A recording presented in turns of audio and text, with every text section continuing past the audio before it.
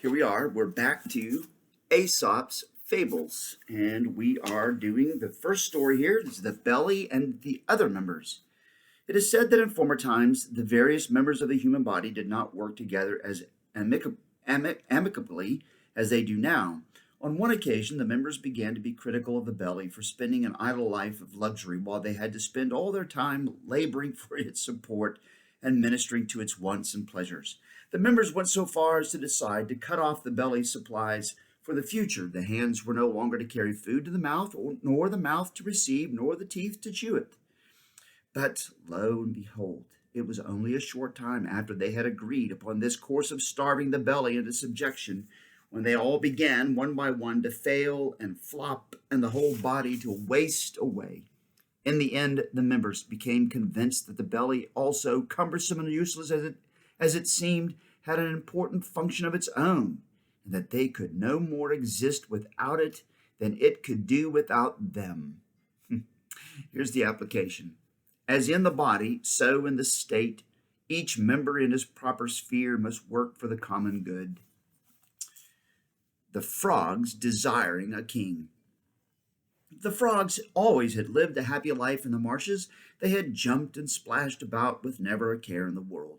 Yet some of them were not satisfied with their easygoing life. They thought they should have a king to rule over them and to watch over their morals.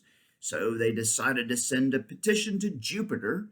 That was in the Greek world, in the Roman world, the head god, Jupiter. They decided to send a petition to Jupiter asking him to appoint a king. Jupiter was amused by the frog's plea. Good-naturedly, he threw down a log into the lake, which landed with such a splash that it sent all the frogs scampering for safety. But after a while, when one venturesome frog saw that the log lay still, he encouraged his friends to approach the fallen monster. In no time at all, the frogs, growing bolder and bolder, swarmed over the log Jupiter had sent and treated it with the greatest of contempt. Dissatisfied with so tame a ruler, they petitioned Jupiter a second time, saying, "We want a real frog, a king who will really rule over us." Jupiter by this time had lost some of his good nature and was tired of the frogs complaining, so he sent them a stork. A stork is a big bird, who proceeded to gobble up the frogs right and left. After a few days, the survivors went to Mercury, that's the god of messengers, with a private message to Jupiter beseeching him to take pity on them once more. "Tell them," said Jupiter coldly, "that this is their own doing. They wanted a king. Now they will have to make the best of what they asked for." Let well enough alone. That's the application. The ass, the cock, and the lion. So an ass, remember, is an old word for a donkey. The cock is a rooster, and the lion. An ass and a cock lived at peace in a farmyard together, but one day a hungry lion chanced to pass that way. Seeing the ass so plump and well fed, he resolved to make a meal of him. Now, they say that there is nothing that annoys a lion so much as to hear a cock crow. At that very moment, the cock gave one of his proudest cock-a-doodle-doos, causing the lion to make off with all haste from the spot. The ass, greatly amused to see the mighty lion routed by the mere crowing of a barnyard fowl, boldly galloped after the retreating king of beasts. He had, however, pursued him only a short distance when the lion turned sharply upon the foolish ass and with a mighty roar leaped upon him and made an end to him. False confidence is the forerunner of misfortune. It's kind of like the Bible says that pride goes before a fall, right? So yes, false confidence is the forerunner of misfortune. Ooh, the cat and the mice. Do you see the cat? The cat is hanging up by strings up here, and there's all these mice. I wonder what that's all about. Well, let's see. A cat, grown feeble with age and no longer able to hunt for mice, as she was wont to do, sat in the sun and bethought herself how she might entice them within reach of her paws.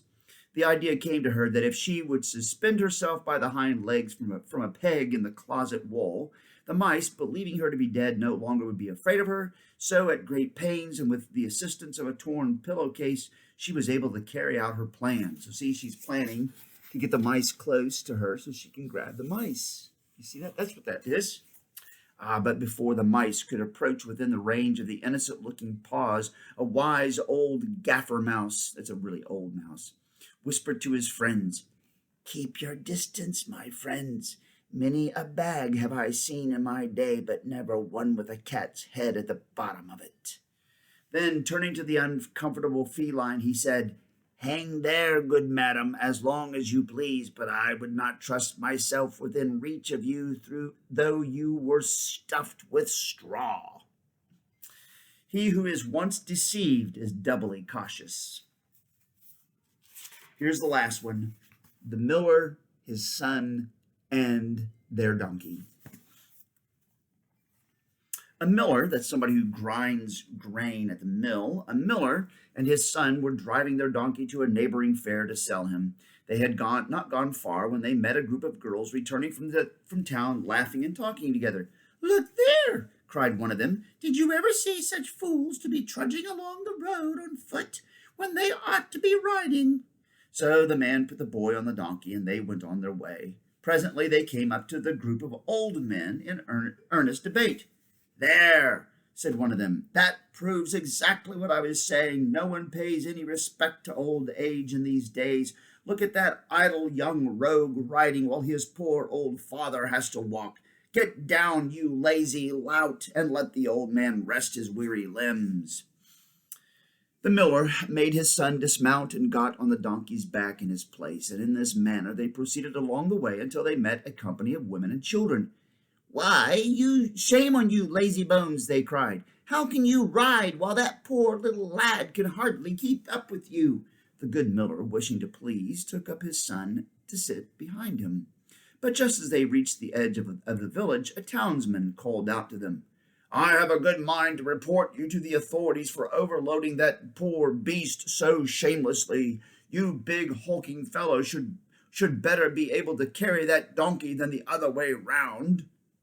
So, alighting, the miller and his son tied the beast's legs together and with a pole across their shoulders carried the donkey over the bridge that led to the town.